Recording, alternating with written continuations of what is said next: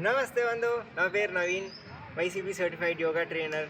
ఇవాళ మనం ఒక ఆసనం, చాలా సులువైన ఆసనం, అందరూ చేయగలిగిన ఆసనం, అన్ని ఏజ్ గ్రూప్స్ వాళ్ళు చేయాల్సిన ఆసనం, అర్ధకటి చక్రాసనం గురించి తెలుసుకుందాం.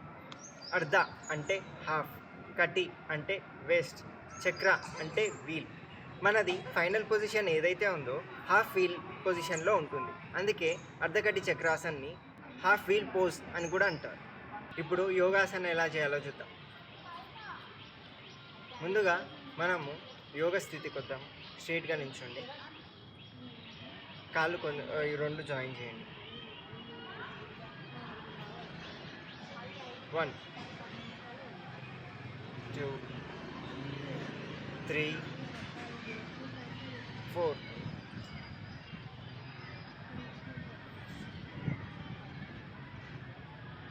4 3 2 1 1 2 3 4 4 3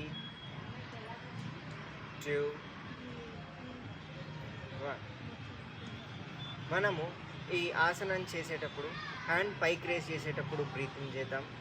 అండ్ ఫైనల్ స్థితిలో నార్మల్ బ్రీతింగ్. హ్యాండ్ రిలీజ్ చేసేటప్పుడు బ్రీత్ అవుట్ చేసుకుంటూ దించాలి.